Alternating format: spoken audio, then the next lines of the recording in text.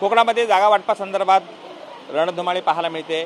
पक्ष आपल्याला जागा मिळाव्या यासाठी आग्रही आहे आणि यामुळे अजित पवार गटानं राष्ट्रवादी गटानं देखील या संदर्भामध्ये आपल्याला जागा हव्या आहेत आणि त्या संदर्भामध्ये त्यांनी इच्छा व्यक्त केली। आपल्यासोबत जिल्हाध्यक्ष आहेत, त्याची बातचीत करणार आहे। काय मागणी राहते तुमची, कशा पद्धतीने म्हणणं आहे तुमचं? ऑक्टोबर किंवा नोव्हेंबरमध्ये विधानसभेच्या निवडणुका होऊ घातलेल्या आहेत। त्यामध्ये रत्नागिरी जिल्ह्यामध्ये विधानसभेच्या 5 जागा आहेत। 5 पैकी 2 जागा राष्ट्रवादी पक्षाला मिळाव्यात अशी मागणी आम्ही वरिष्ठांकडे केलेली आहे।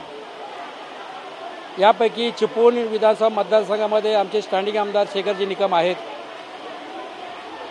त्यानंतर ग्वागर किंवा राजापूर या मतदारसंघापैकी 1 जागा राष्ट्रवादी काँग्रेस पार्टीला मिळावी अशी तमाम कार्यकर्त्यांची इच्छा आहे आणि ही इच्छा आम्ही आदरणीय आमचे राष्ट्रीय अध्यक्ष आदरणीय पवार अजितदादा पवार साहेब यांच्याकडे मागणी केलेली आहे। तसंच या विभागाचे खासदार आदरणीय सुनीलजी तटकरे साहेब जे प्रदेशाध्यक्ष आहेत त्यांच्याकडे ही मागणी केलेली आहे।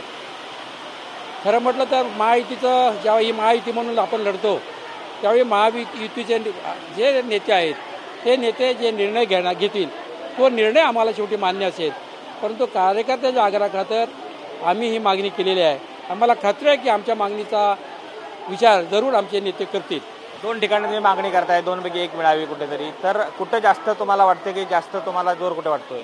ना असं काय, दोन्ही ठिकाणी ग्वागरमध्ये आमचे कार्यकर्ते काम करत आहेत, राजापूर विधानसभा मतदारसंघात अजय यशवंतराव काम करत आहेत। मागणी करणं हे जिल्हाध्यक्ष होऊन माझं काम आहे, परंतु पक्ष जो निर्णय घेईल तो निर्णय आम्ही अजित यशवंतराव असू द्या किंवा आमचे सर्व कार्यकर्ते असू आम्ही तो मान्य करणार आहोत। 2 जागा मिळाव्यात अशी आग्रहाची मागणी या ठिकाणी केली जाते। व्हिडिओ जर्नलिस्ट हरी निगीसह कृष्णकांत साळगावकर, टीव्ही मराठी, खेड, रत्नागिरी।